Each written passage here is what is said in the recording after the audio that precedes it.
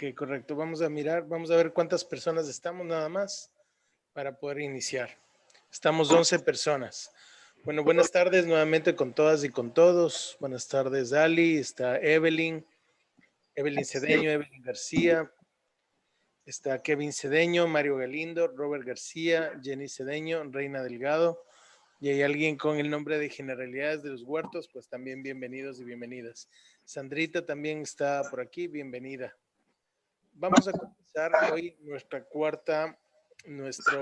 cuarto tema de este curso. Tomemos en cuenta lo siguiente, antes de iniciar. Recordemos que hemos hecho un recorrido sobre algunos aprendizajes. El primero era hablar acerca del cambio climático como una problemática mundial y que esta problemática, más allá de tener un enfoque catastrófico, digámoslo así, más bien lo que nos permite es asumir una posición frente a la vida, asumir acciones concretas. Eso es lo primero. Lo segundo que habíamos hablado es acerca de la gestión ambiental. ¿Qué significa la gestión ambiental? En tres procesos, que es el manejo, el primero, el segundo es la conservación y el tercero es la restauración ecosistémica. De esto vamos a hablar todavía más detalladamente. El tercer tema habíamos hablado de la gobernanza ambiental y sobre la buena gobernanza, de cómo desde los GAD o cómo los GAD tienen un papel importante en el tema de lo que pasa ambientalmente en los territorios. Y hablábamos de esto porque nosotros les mencionábamos que es importante no solamente tener acciones en el sentido de la conservación o del manejo, sino que también es importante tener acciones en cuanto a un liderazgo ambiental del territorio. Y eso vamos a ver. Hay un tema que está pendiente que lo vamos a revisar no en esta clase, sino cuando trabajemos ya el tema del plan de vida comunitario, que son los mecanismos de restauración ecosistémica, tanto para zonas que son más forestales o que son zonas de tierra, digámoslo así, como las zonas que que tienen fuentes de agua. Vamos a trabajar en los dos temas ya desde el punto de vista del plan de vida. ¿Ok? Eso vamos a trabajar. Hoy día, como ustedes deben conocer, vamos a hablar acerca de las labores de las promotoras y promotores ambientales. Para esto me voy a permitir compartir mi pantalla. Si me da un momento, que no puedo compartir. Aquí estamos. Ya voy a compartir mi pantalla. Y me confirman, por favor, si es que están ya mirando la pantalla compartida.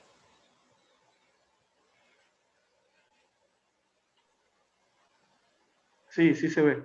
Ya se ve. Okay, correcto. Ya. Entonces, las labores de las promotoras y promotores ambientales. ¿Cuáles son los objetivos de hoy? El primero es conocer las competencias, responsabilidades y actividades de las gestores y gestoras ambientales. En el caso nuestro de las promotoras y promotores. Y lo importante es que las personas que están participando en este curso se familiaricen con las competencias y actividades que generan o que desarrollan los gestores y gestoras ambientales. Entonces, cuando nosotros hablamos, en este caso, de la gestión para el manejo ambiental eficiente, tenemos que decir lo siguiente. Lo primero es que, claro, la gestión ambiental recoge los elementos revisados sobre la comprensión básica de los problemas ambientales, que lo hemos venido revisando en estas semanas. También el uso sostenible de nuestros recursos bajo el marco de la conservación y de la restauración de los ecosistemas, el proceso de empoderamiento social y la participación plena y efectiva de la población. En pocas palabras, la gestión para un manejo ambiental eficiente tiene que ver con el tema ambiental, por supuesto, representado en esta planta, en estas hojitas, pero también tiene que ver con el proceso de empoderamiento social y participación plena, representada en esta mano humana. Entonces, cuando hablamos de gestión ambiental eficiente, tenemos que hablar de los dos temas. Sí, lo ecosistémico, ecológico, el manejo, la restauración, la conservación, pero también el empoderamiento, la participación y el liderazgo. Finalmente, el componente de plan efectivo ambiental nos genera las herramientas necesarias para la gestión ambiental eficiente de nuestros recursos y sobre todo los pasos que debemos seguir. Y ahora vamos a hablar acerca de estos pasos. en primer momento La tenemos que persona hablar no de llegamos con la mitad del hidrálisis, tiro paso no con el el cual duro, se no debe te digo. comprender que un plan de manejo ambiental, o sea, un plan de manejo ambiental es un tipo de diagnóstico y análisis que realiza una organización social sobre la situación ambiental actual en el territorio dentro de las áreas protegidas. El diagnóstico nos permite conocer, por un lado, las debilidades y las fortalezas que tenemos actualmente, pensar lo que dejamos a las futuras generaciones sin que afecte a su biodiversidad y a su economía. En pocas palabras, partimos de un diagnóstico que nos dice la situación actual. Las organizaciones sociales, cuando estamos hablando aquí, porque estamos hablando también de organizaciones sociales, pueden ser comunidades, asociaciones, juntas de agua, pueblos y nacionalidades. El análisis de la situación social del territorio es de carácter socioambiental y da cuenta de los recursos que poseen las áreas. Si nosotros miramos nuevamente el diagnóstico y análisis, otra vez volvemos a hablar de plantas, hablar de la vida, hablar de los animales, hablar de los ecosistemas, pero también hablamos de las organizaciones sociales, porque este es un diagnóstico socioambiental. El plan de manejo ambiental se deben reconocer dos características naturales del territorio, las características internas y las características externas. De manera interna, se debe identificar las fortalezas, oportunidades, debilidades y amenazas, lo que se llama un análisis FODA. De manera externa, el plan permite conocer las afectaciones posibles y los beneficios de la implementación de un plan de manejo ambiental. Luego se debe reconocer el valor ambiental, social y cultural que tenemos y que queremos mantener a largo plazo con nuestro plan de manejo. En resumen, tenemos que decir que el diagnóstico o análisis me habla de la situación ambiental actual, pero es un diagnóstico socioambiental. Y en segundo lugar, es importante identificar las condiciones internas y externas, que me habla de dos cosas de manera puntual, de las potencialidades ambientales que tiene un territorio, ¿cierto? Potencialidades ambientales y sociales que tiene un territorio y también de los impactos y las afectaciones que sufriríamos como humanidad o como territorio, o como provincia, como cantón o como país en el caso de que perdamos esas potencialidades. Si van teniendo preguntas, me las hacen, por favor. Ahora, que hemos visto estos dos puntos importantes de partida, tanto el diagnóstico socioambiental como en las condiciones internas y externas, vamos a hablar entonces acerca del procedimiento general en la elaboración de planes de manejo ambiental. Un paso trascendental es tomar la decisión en la organización a través de la representación jurídica y que sea consensuada en una asamblea para que todas las personas de la organización, del territorio, de la comunidad conozcan sobre el proyecto. Consiste en llevar constancia en actas de la intención de la organización en la elaboración del plan de manejo. Entonces, ¿cuál es el procedimiento? ¿De dónde parte? De un acuerdo comunitario, de un acuerdo asociativo, de un acuerdo organizacional. En el caso de nuestras comunidades en las que estamos trabajando, tendría que ser un acuerdo organizativo de la comunidad que tenga el respaldo de tener un acuerdo firmado en actas, ¿no? En estas actas se declara o queda constancia la intención de la organización en elaborar un plan de manejo ambiental. ¿Qué permite esto? Permite reconocer la voluntad de la mayoría de los pobladores o de los miembros de la organización, la mayoría de los moradores o miembros de la comunidad. Eso es muy importante.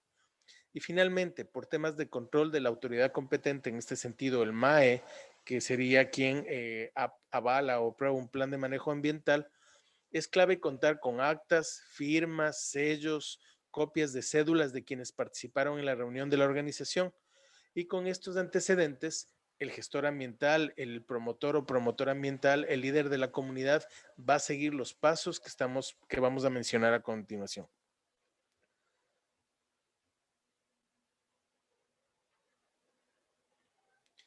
El primero es una solicitud.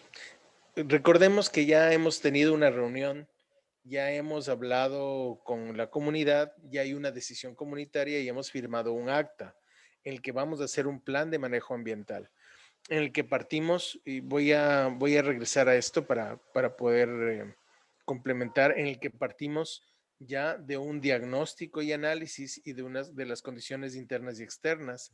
Partimos de aquí y nos vamos al procedimiento, ¿no es cierto? Que estamos hablando, que hemos dicho aquí que con esto ya tenemos unas actas firmadas y hay un acuerdo de la comunidad. Y a partir de aquí empezamos lo siguiente. Lo primero es la solicitud. El proceso inicia con la solicitud de información y guía para la elaboración del plan de manejo ambiental a la Dirección de Parques Nacionales, que puede, esta Dirección de Parques Nacionales, digamos, esta solicitud de información se la hace en las direcciones provinciales o en las coordinaciones zonales de la Autoridad Ambiental Nacional. En este sentido, sería el Ministerio del Ambiente y Transición Energética. En esta solicitud deben constar los pasos detallados que deben cumplir las organizaciones sociales. Hago aquí un paréntesis. Todo este proceso se lo entrega el Ministerio del Ambiente y está también normado, ¿no? En esta solicitud deben constar, como mencionaba, los pasos detallados que deben cumplir las organizaciones sociales. Luego se realizará una reunión previa con los técnicos de la institución en donde se socializarán los parámetros y lineamientos de ingreso. Es clave recordar que el ingreso al sistema de áreas protegidas es permanente. ¿Qué significa esto? Que una vez que el territorio ha decidido hacer el plan de manejo ambiental, solicitan el acompañamiento, la inscripción de este proceso y el acompañamiento al MAE a través de la dirección provincial, y el MAE conecta a un grupo de técnicos o un técnico que va a hacer el seguimiento a este proceso. Lo que se mencionaba, una vez que hacemos el plan de manejo ambiental, es una decisión permanente. Es decir, no solamente dura unos años, sino que es permanente. Se puede ir renovando, se puede ir mejorando, pero ya queda constancia de esto, ¿no? Lo segundo es la elaboración. Los planes de manejo pueden ser elaborados de dos maneras. Una, puede ser con la contratación de un consultor, o las organizaciones pueden pedir apoyo técnico al mismo MAE. Es decir, el MAE puede designar a un técnico de acuerdo a la disponibilidad de ellos, para que pueda acompañar y colabore con la comunidad para poder hacer este plan de manejo ambiental. De esta manera, se garantiza que el plan de manejo ambiental cumpla con los estándares que se requiere para su validación y aprobación con la Autoridad Nacional Ambiental. Este plan de manejo, que ya tiene varios aspectos ya detallados, pues se lo puede hacer de esa manera. En tercer lugar, que es la revisión, se inicia con el análisis técnico de los componentes biótico como por ejemplo la flora, la fauna, ¿cierto? Tenemos especies de aves, tenemos especies endémicas en muchos casos de ciertos árboles, ¿no? Se encuentran anfibios, reptiles, entonces se hace un análisis biótico de todo el lugar, flora y fauna. Y también se hace un análisis abiótico, es decir, el suelo, el agua, es decir, todo lo que no es biológico, como el suelo, el agua. Y también, en tercer lugar, se hace el análisis del impacto social. Entonces, podemos decir que en esta revisión se revisan tres cosas. Por un lado, los componentes bióticos, la flora, la fauna. En segundo, los factores abióticos, como el suelo y el agua. Y en tercer punto, el impacto social. El enfoque del plan de manejo ambiental tiene que vincularse sobre todo en estos componentes señalados. Es decir, que no podemos simplemente revisar las especies de aves que hay en la zona sin mirar, por ejemplo, el componente suelo o el componente agua. O no podemos hablar de los mamíferos del área y hablar del agua sin hablar tampoco del impacto social o de las condiciones sociales en las que vive la gente. Siempre debemos tomar en consideración los tres aspectos: los componentes bióticos, los componentes abióticos y el impacto social. Después viene el proceso de aprobación. El plan de manejo ambiental, como documento final, es enviado a la parte técnica y jurídica del Ministerio del Ambiente para su aprobación institucional. Es aquí donde se va realmente a validar y a aprobar. Es en el jurídico y técnico dentro del MAE. Finalmente, hay una firma y una entrega del reconocimiento institucional sobre la aprobación y ejecución del plan de manejo ambiental. Entonces, como miramos, aquí hay un proceso interesante que debe llevarse a cabo, que tiene que ver sobre todo con una autoidentificación, un reconocimiento, una exploración en el territorio de las personas como conjunto social, de los factores bióticos y abióticos. Y esto es puesto en conocimiento de la autoridad ambiental competente y la comunidad propone un plan de manejo con este tema. Ahora, hay algunas claves que debemos tomar en cuenta. Hay algunas claves que son importantes mencionar al respecto. La primera son las correcciones. Las falencias en los procesos de aprobación de los planes de manejo ambientales deben ser subsanadas en varios puntos en el proceso. De manera general, se debe prestar atención a los requisitos del diagnóstico de forma integral en todos los componentes que he mencionado, el biótico, el abiótico y el social. Por ejemplo, deberán realizarse análisis de agua, de suelos, de la altitud, entre otros. También la organización debe considerar el destino de un presupuesto que permite el cumplimiento detallado del proceso de validación y aprobación. Lo que significa esto es que a lo largo de todo el proceso deberá irse haciendo correcciones, se deberá tener una comunicación permanente con los técnicos, se deberá ir atendiendo ciertos requisitos, ir acentuando ciertos temas si ya sea el técnico del MAE o ya sea a través de una consultoría que se realice, se van haciendo este tipo de correcciones y se va formulando o arreglando todo el proceso, ¿no? Lo que estén pidiendo desde el punto de vista técnico. También cuando nosotros hablamos de la documentación, es importante revisar en detalle los requerimientos de manejo de la documentación del proceso, ya que recordemos que estamos en un proceso de validación y de aprobación de un plan de manejo ambiental. Al respecto, es clave contar con el nombramiento vigente de los representantes legales para firmas, o sea, para todas las firmas respectivas.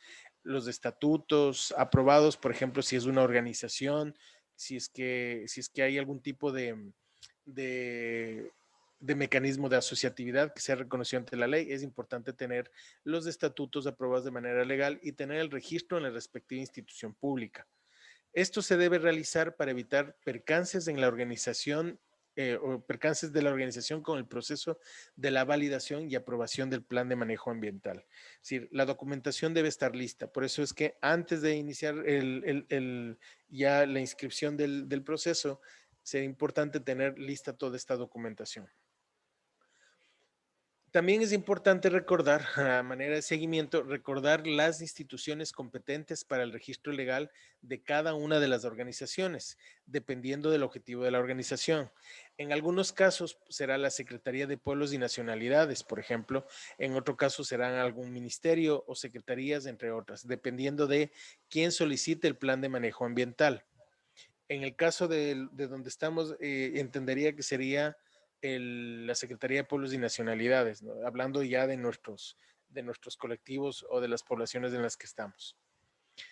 Finalmente, las organizaciones sociales deben reconocer que el proceso de la aplicación para validación y aprobación de los planes de manejo ambiental tarda algunos meses, considerando la situación institucional pública sobre todo. Es decir, no se logra en una semana, no se logra en 2 semanas, sino que tarda algunos meses porque son varias revisiones que se hace. Es llenar el proceso y seguir, llenar varias documentaciones y se solicita inspecciones a todo lo que estamos nosotros diciendo en esa documentación. Entonces, eso tarda algunos meses, sobre todo considerando el número de técnicos que pueda disponer la institución, en este caso el MAE. Sin embargo, es muy importante mantener el seguimiento sobre el proceso administrativo. Aquí por eso es importante tener el contacto de los técnicos, saber cuál es el número, los números de trámites. Es importante tener un seguimiento de la documentación que tenemos, enviar originales, pero mantener copias, etcétera, ¿no? Todo ese seguimiento es importante hacerlo. En relación a lo que es la tenencia y legalización de las tierras, se debe reconocer las problemáticas que hemos heredado de las instituciones públicas. O sea, hay un problema en el tema de tenencia de tierras, sobre todo o quizás debido a la falta de interés de algunas de las comunidades que no se han establecido linderos con enfoque territorial, geográfico, social, político, económico, cultural. Esta es una herencia que tenemos, ¿no? Es decir, el Estado quiere poner unos linderos, las comunidades quieren otros y finalmente no hay un arreglo. Por lo tanto, este análisis de la situación actual en el diagnóstico es muy importante previo al inicio de la elaboración del plan de manejo ambiental. Es decir, que si hay problemas de linderos en ciertos sectores, tendríamos que, o sea, si no están resueltos y no hay posibilidad que se resuelva, sería importante no incluir esos territorios en disputa, digámoslo así. Esos territorios que están con disputas de tenencia de tierra, no deberíamos incluirlos en plan de manejo ambiental por estos motivos, ¿no? Tendríamos que mirar en otro tipo en el resto del territorio. Un detalle que es muy importante es el fortalecimiento de capacidades, ya que la organización, esto es algo que le van a pedir mucho a la organización que va a vincularse con un plan de manejo ambiental con la institución rectora en el control y vigilancia, que es del Ministerio del Ambiente. ¿Qué tipo de capacitación necesitan? Necesitan capacitación como esta, como la que estamos recibiendo, que tiene que ver con las labores de las y los promotores ambientales, ¿no es verdad? Pero también tiene que ver con otro tipo de capacitaciones, por ejemplo, ya en lo que son los procesos de restauración ecosistémica de manera muy puntual. Vamos a ver sobre esto en este curso, pero no lo vamos a ver tan detalladamente como que fuera algo específico, ¿no? Pero lo vamos a mirar, vamos a ver técnicas al respecto. En los procesos de restauración, como hemos dicho, en charlas de concienciación del cambio climático, en el uso sustentable de recursos a través de bioemprendimientos, por ejemplo, que vamos a ver más detalladamente en eso, entre otros, que la organización y los técnicos consideren necesario. Recordemos que partimos de un diagnóstico y aquí tenemos que hablar de algunos temas que quizá la misma comunidad con los técnicos sienten que necesita ser fortalecido en la colectividad. Entonces, eso tiene que prepararse en un curso de fortalecimiento de capacidades. Finalmente, el empoderamiento social de la organización es vital para el éxito del proceso de validación, aprobación, seguimiento y ejecución. No se olvide que aquí estamos hablando realmente de un proceso social. Por eso es totalmente importante que la comunidad esté empoderada, que la comunidad esté metida en el proceso, porque es un proceso de validación por un lado, validación de la información que estamos enviando, de aprobación, de seguimiento y ejecución. Una vez que se aprueba el plan de manejo ambiental, recién empieza todo. Finalmente, al respecto de las claves, tenemos que hablar de los bioemprendimientos. Los bioemprendimientos, conforme al Acuerdo Ministerial 34, el Ministerio del Ambiente, donde se establece el aprovechamiento sostenible de recursos no forestales. En este sentido, lo que está permitido hacer en las áreas protegidas es turismo o ecoturismo, semillas, o sea, trabajo con semillas, con artesanías, aceites esenciales e investigaciones académicas. Estas actividades no alteran de manera significativa el uso del suelo. Por el contrario, está prohibido realizar actividades productivas como monocultivos, policultivos, tala de bosques, inserción de otras especies, entre otras actividades que puedan alterar los ecosistemas. ¿Por qué he incluido esto? Porque algunos de los compañeros o compañeras que están en el curso forman parte del bosque protector. Están dentro del territorio del bosque protector de Baja Onda, y en este bosque protector no se podrían hacer las cosas que acabo de mencionar, sino que lo que se puede trabajar de manera productiva es, uno, el turismo o el ecoturismo, el manejo de semillas, que esa es parte de la técnica de restauración ecosistémica que vamos a ver con el grupo que trabajemos y el plan de vida comunitario, artesanías, aceites esenciales y también investigaciones académicas, ¿no?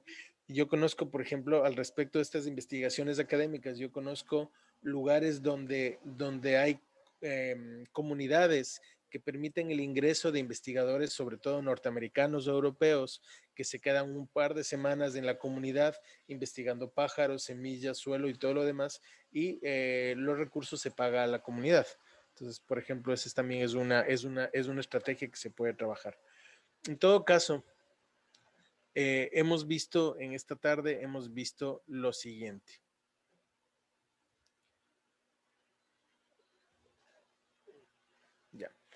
Hemos hablado de la gestión para el manejo ambiental eficiente. Hemos dicho en este sentido que partimos de dos cosas muy importantes, tenemos la partida desde dos puntos. Un diagnóstico y análisis de la situación socioambiental actual del territorio y un análisis sobre las condiciones internas y externas del territorio, donde se destacan las potencialidades que tenemos desde el punto de vista socioambiental y también podemos inferir cuáles son los impactos y afectaciones que tendría el territorio si es que no hacemos el plan de manejo ambiental. Eso lo hemos visto. También hemos hablado acerca de cuál es el procedimiento para empezar este plan de manejo ambiental, porque es un proceso formal con el Estado, en donde hay primero una solicitud, esa solicitud que se hace a partir de una asamblea de la comunidad y con las firmas de la asamblea de la comunidad se solicita al MAE el inicio del proceso del plan de manejo ambiental. El MAE asigna un técnico o una técnica y empezamos el proceso de elaboración. Cierto que hemos dicho de todos los componentes del plan de manejo ambiental, donde se tiene de manera particular el análisis de los factores, ¿cierto? Bióticos, abióticos y también del impacto social y sociales. Entramos a un proceso de aprobación una vez que se cumplan todos los requerimientos que nos solicita el plan de manejo ambiental y procedemos a una suscripción o a una firma. Eso lo hemos visto. Hemos dicho también que hay algunos temas que son claves tomarlos en cuenta. Lo primero es que estamos en un proceso, eh, permítame un momento que pase el avión. Ya. Que a lo largo del proceso hay que ir haciendo las correcciones necesarias. Tenemos, o sea, iniciamos con una propuesta borrador, si se la puede llamar así, y vamos haciendo las correcciones necesarias en el camino. Es importante tener la documentación, sobre todo la documentación que avala y legaliza la comunidad, la colectividad o la organización, es el caso. Es importante ir haciendo un seguimiento. El seguimiento implica que yo conozca los técnicos que están delegados a mi proceso, el número de proceso, los documentos y tener una copia de todos los documentos que estoy entregando al MAE y finalmente también tener una idea del tema del manejo por tenencia de la tierra. Habíamos dicho que es importante, como hay conflicto de tenencia de tierra, quizás ciertos sectores que son muy conflictivos, no incluirlos en el plan de manejo ambiental. Parece que hoy por aquí han decidido pasar toda la Fuerza Aérea, así que me disculpo por eso.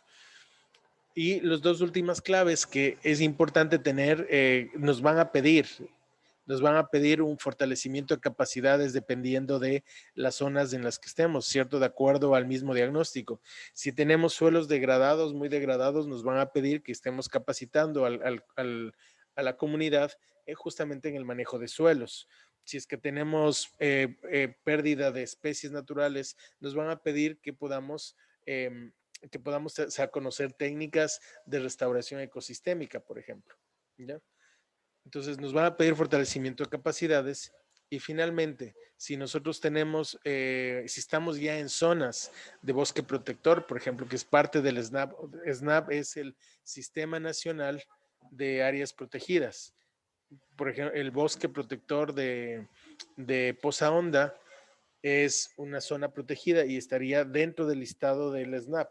Si ese es el caso, entonces ya hay cosas que están permitidas y que no están permitidas de hacer a nivel productivo.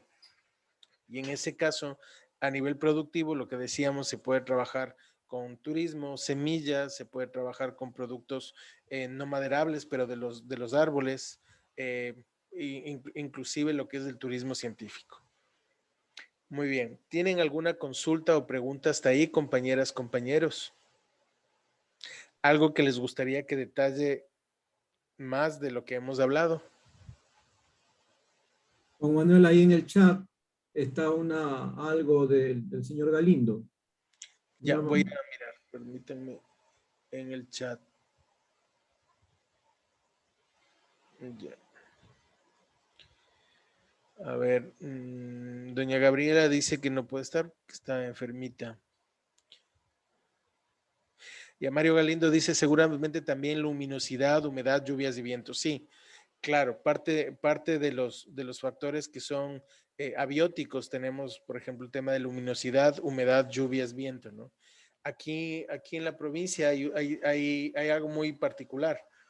Estuvimos en un parque, en una zona de protección faunística y botánica en este fin de semana y perdón, no recuerdo bien cómo se llamaba el nombre, ¿no?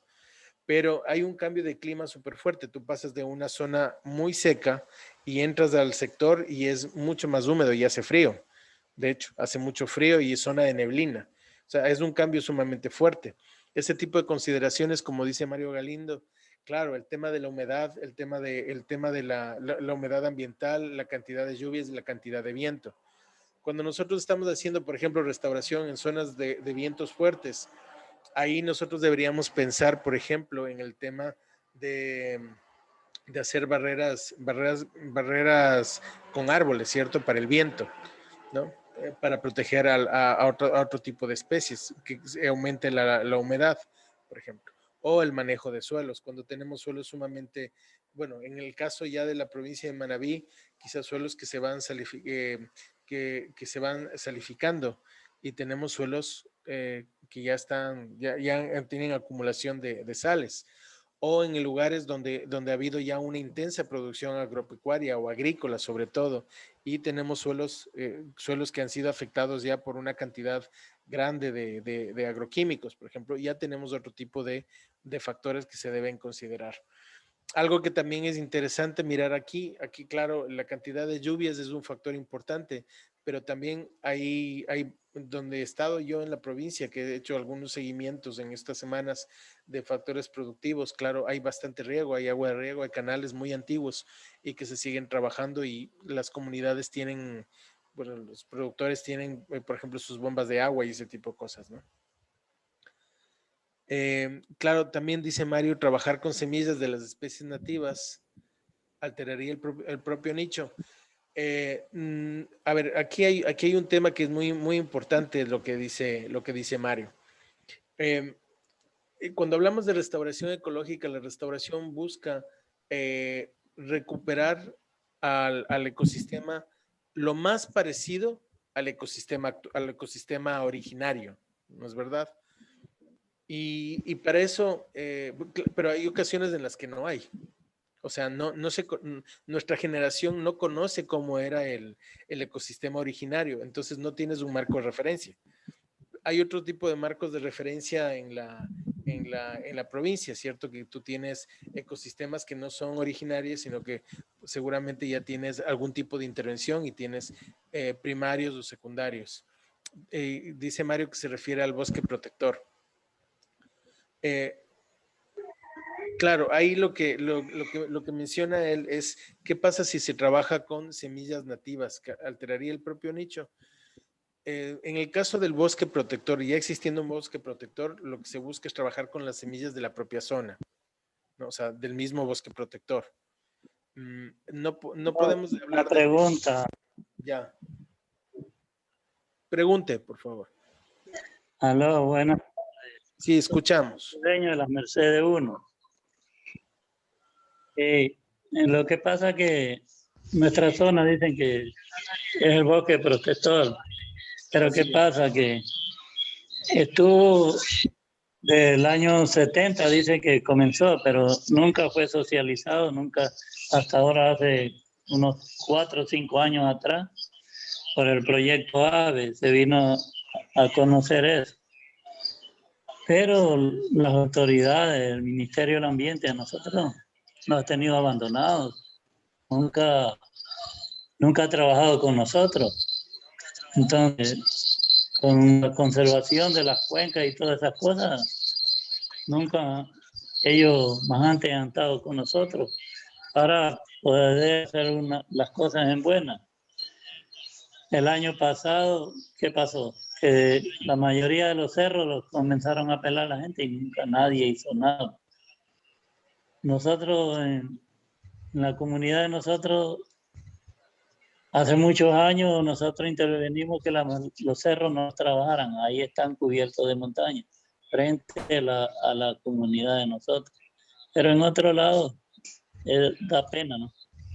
Como han hecho las cosas porque la gente hace lo que le da la gana porque no hay quien diga que no, qué debe hacer y qué no debe hacer. Ujú. Entonces, yo sí digo, cuando una institución va a hacer algo, tiene que socializarlos con las comunidades. Siempre estar presente en las comunidades, ¿no? Para que las cosas se den bien. Correcto. Nosotros, ¿qué hacemos? Nosotros conscientes de la naturaleza, nosotros cuidamos el ambiente. Mucha gente dice el medio ambiente, nunca se debe tratar el medio ambiente. Se debe decir ambiente completo porque el ambiente que lo rodea todo, ¿no?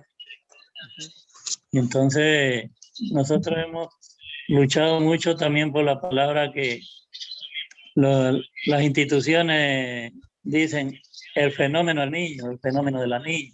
Entonces nosotros hemos dicho que no hay fenómeno. Lo que hay siempre veranos prolongados e inviernos buenos. Entonces que llueve bastante porque es un buen invierno. Y no que ahora, que nosotros, yo sí me acuerdo de antes, los aguaceros que se daban, las crecientes, las anegazones que hacía el río. Y ahora no, con poca agua que llueve, la gente está diciéndole que fenómeno y todas esas cosas. Entonces nosotros tratamos el ambiente, la naturaleza de otra forma, pero sin el apoyo de nadie. Bueno, estoy de acuerdo con usted. Nosotros hablamos con técnicos del MAE la semana anterior. Justamente hacíamos preguntas acerca del sector de Poza Honda y la verdad es que no tienen información. Y claro, lo que dicen es que están en un gobierno, o sea, acaba de haber una transición de gobierno, entonces no tienen toda la información, son nuevos, etcétera, etcétera, ¿no? Entonces, esta semana también tenemos que buscar a otra persona para encontrar respuestas, porque justamente lo que usted menciona, Ángel, nosotros buscamos el bosque protector dentro del listado de áreas protegidas y parece que hay algún tipo de controversia o que tiene algún tipo de trato especial o hay cosas que no son claras. Entonces, ese es un tema importante a tratar. Ahora, creo que también es importante saber que hay muchas cosas que a nivel de comunidad se pueden hacer y que es justamente lo que vamos a trabajar. Luego de este curso, o sea, hoy estamos con la cuarta lección, que hemos hablado acerca de cuál es el rol de las promotoras y promotores ambientales. Y hemos visto que tiene que ver mucho con este liderazgo y liderazgo frente a la autoridad, inclusive, que tiene que ver con participación y tiene que ver con la estructuración de la misma colectividad en función de objetivos que tienen que ver con el ambiente. Vamos entonces a ver también acerca de ciertas técnicas. ¿Por qué hemos hecho esto? ¿Por qué hemos puesto primero este tema de liderazgo y de participación antes? Porque las técnicas que nosotros vamos a ver no pueden ser simplemente individuales, es decir, no tienen el mismo efecto si es que Ángel toma en su finca y hace solamente en su finca.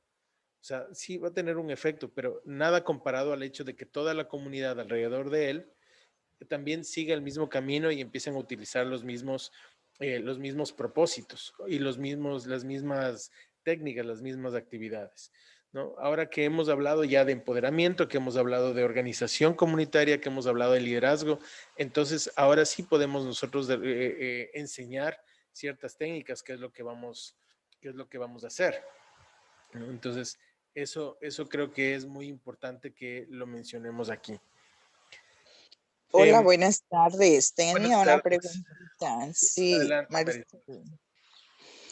Marisol. Verá, quería consultar, ¿el cambio climático también afecta lo que es parte de huertos? ¿Y qué se puede hacer en ese caso cuando hay afectación? Porque es necesario que nosotros como agrícola que somos y orgánicos a la vez, tengamos, pues, yo pienso que es casi todos en su mayoría un huerto familiar. porque sería mejor el beneficio para nuestra familia, nuestra salud, y podríamos ver el resultado mejor, ¿no? Entonces, es un problema que el cambio climático, o sea, sí nos afecta, o sea, yo lo veo así, que nos afecta en todo. Entonces, ahí no sé cómo hacer, cómo se le puede ayudar a la planta, o sea, porque a veces uno sí se le ayuda, pero como que no se ve el resultado. Eso, no sé si, esa es mi, o sea, esa es mi pregunta, no sé Claro, si ahí sí. está bien. Aquí hay un tema, o sea, ¿a qué nos hemos acostumbrado nosotros?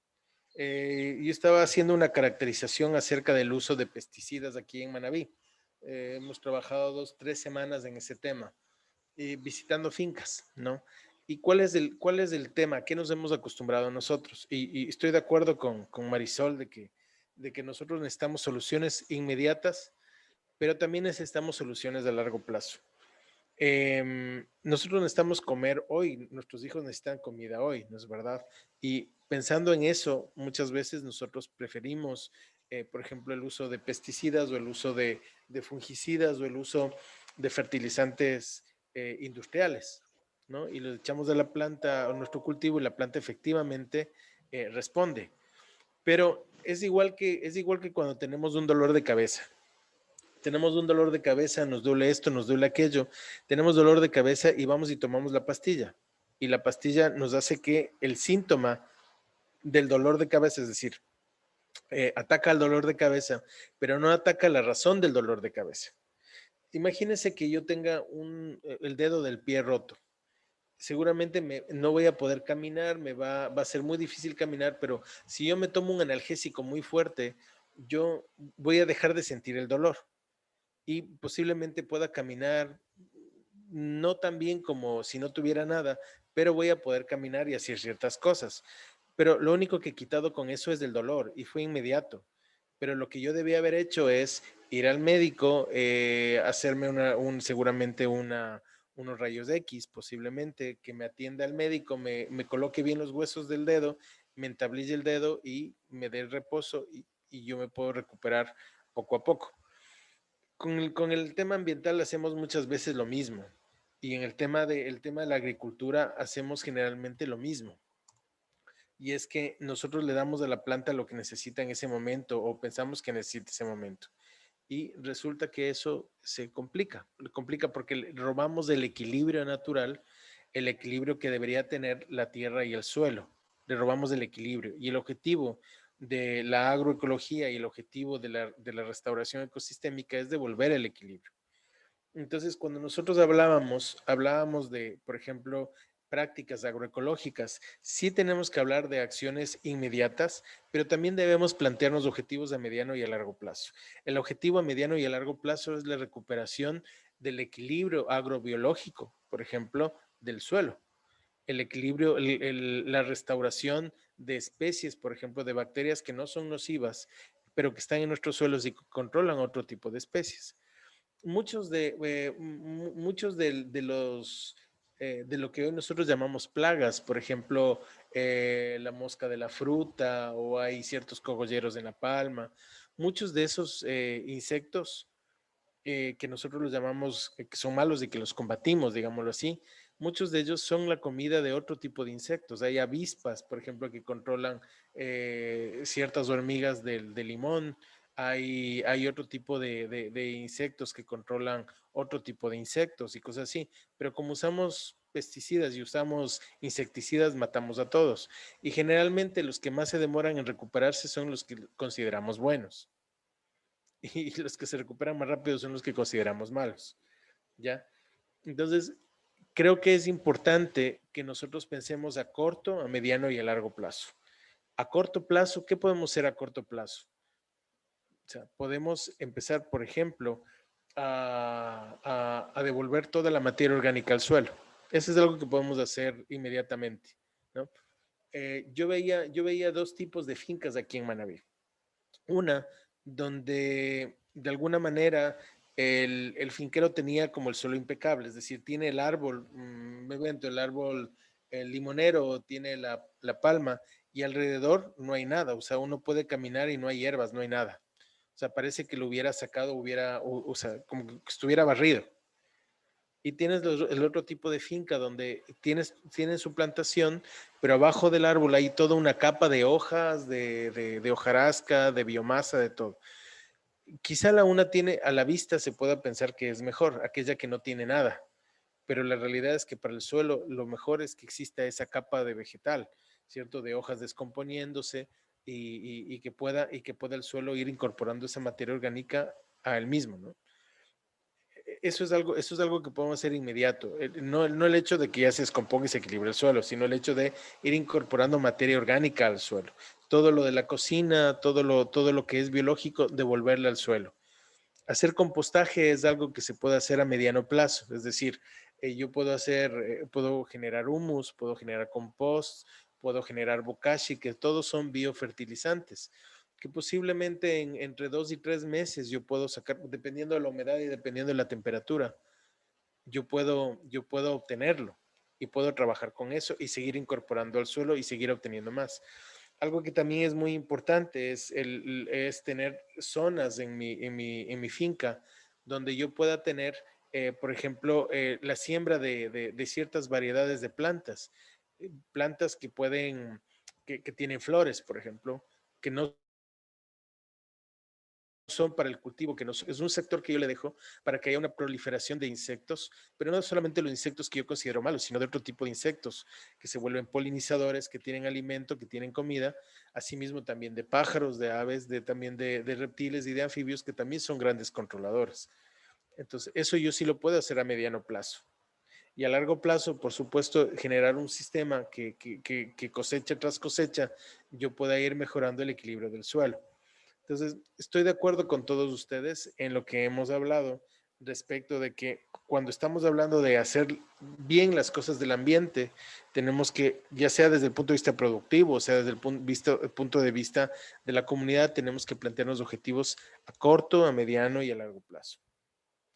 Aquí, en este sentido, por ejemplo, podemos decir lo siguiente, en el caso de, perdón, permítanme un ratito. En el caso de lo que es la gestión ambiental sostenible que veníamos hablando ya hace unas clases, pero que solamente veíamos o mirábamos desde el punto de vista de la gestión, es decir, no desde el punto de vista de la práctica biológica. Pero hay varias cosas que se pueden hacer. Por ejemplo, la sucesión asistida, que es un tema que vamos a mirar ya con el grupo que trabajemos, el plan de vida comunitario. Perchas artificiales, siembra de plantas de especies funcionales en grupos de Anderson, por ejemplo, que se llama la transposición de suelos, la lluvia de semillas o transposición o búsqueda de otras fuentes, la combinación de técnicas de nucleación, que son técnicas que ya vamos a hablar de restauración ecológica, ¿no?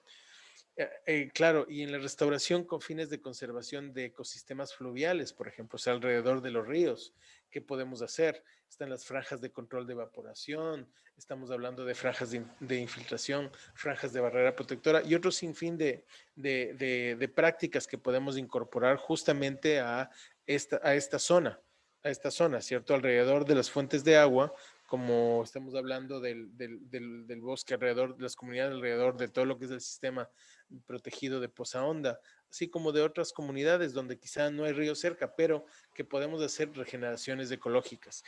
Esto incluye también, por supuesto, el tema de agroforestería análoga, ¿no? Porque la agroforestería análoga tiene que ver con esto exactamente, ¿no? Y también, por supuesto, tenemos que hacer un monitoreo y un seguimiento. Pero lo que indicaba es, esto no se puede hacer, o sea, si queremos tener resultados de impacto, tenemos que plantearlo a corto, a mediano y a largo plazo y tenemos que plantearlo como colectividad, como comunidad. Por eso es importantísimo los liderazgos ecológicos que tengamos y que formemos a partir de aquí. Saber que tenemos como líderes comunitarios y como promotores y promotoras ambientales que hay un trabajo de participación que nos convoca. Y una vez digamos que ha inflamado el corazón para hacer ese trabajo de liderazgo comunitario, entonces sí podemos hablar de ciertas técnicas como la regeneración ecológica, que es importantísimo, ¿no? Muy bien. ¿Tienen alguna otra inquietud? Ya, en el tema de bioemprendimientos, que era algo que Mario decía, con el tema de las semillas, si es que, o sea, si nosotros trabajamos con semillas de la propia localidad, pues no estamos alterando el propio nicho, sino que más bien estamos regenerándolo, ¿no? El problema sería que empecemos a trabajar con semillas de otras especies. Ahí estaríamos alterando el nicho, pero también hay que pensar ¿qué es lo que hay que pensar también? Que cuando ya hablamos de nuestro ambiente, hablemos de una zona, ya por ejemplo, hablemos de aquí de Picuazá. Esa Picuazá que nosotros conocemos ahora, por poner un ejemplo nada más, no necesariamente es la misma Picuazá, estoy hablando ecológicamente hablando original, no es la misma. Pero, sin embargo, podemos llevarla a algo más natural y a lo mejor ahí colectivamente y técnicamente podemos mirar cuáles son las mejores especies entre arbustivas, rastreras y también como árboles de diferentes niveles que nos puedan ayudar para mejorar esa zona. Ya, y podemos conseguir las semillas de otro lado de una zona muy parecida en Manabí, que quizá no hay allá, etcétera. Entonces se pueden hacer muchas cosas. El tema es que, nuevamente, eso debe ser un trabajo a corto, a mediano y a largo plazo. Muy bien. ¿Tenemos alguna pregunta, por favor? Ya, entonces yo voy a dar paso a Sandrita. Sandrita va a hablarles acerca de lo que son los trabajos que hemos venido realizando.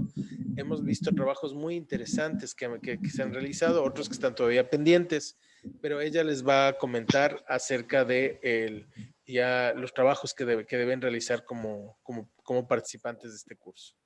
Sandrita, por favor. Bueno, buenas tardes con todos. ¿Me están escuchando bien?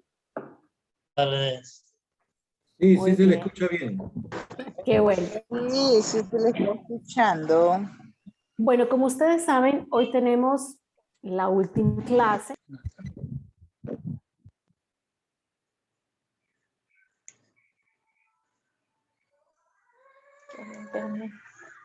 Se le fue el volumen. Se desactivó el micrófono. Sí, ya, ahí me están escuchando, ¿cierto? Bueno, les decía que vamos a continuar con los planes de desarrollo comunitario y yo necesito que pongan mucho cuidado a las instrucciones que les voy a dar a continuación. Primero que todo, tenemos 9 grupos de trabajo y quiero decirles que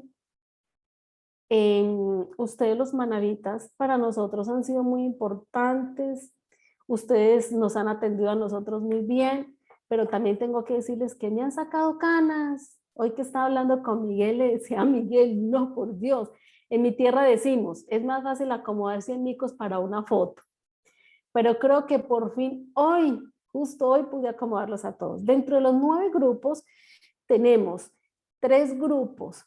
El primero que me han entregado hasta la fecha están al día con las actividades. Otro grupo que me ha entregado 2 actividades y un tercer grupo que me ha entregado una actividad. De allí, el resto de los grupos no me han entregado actividades.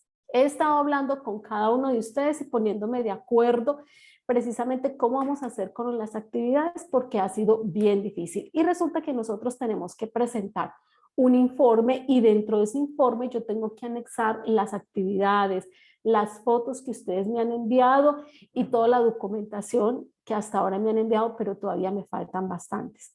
Hay algunos que me van a entregar este fin de semana, otros que hemos tenido que ir posponiendo por enfermedad, otros que hemos ido posponiendo por la situación, por el estudio, en fin, pero de todas formas ya creo que estamos organizados. El último grupo, la última persona, la última lideresa con la que me pude comunicar hoy después de todo este tiempo que no me había podido comunicar, ya también nos pusimos de acuerdo. Pero necesito esas actividades porque nosotros tenemos que anexar esas actividades al informe que nosotros tenemos que presentar. Eso por un lado. Entonces, si ustedes tienen algún inconveniente para presentar la segunda, la tercera actividad, por favor, me escriben y me dicen, le voy a presentar para tal fecha.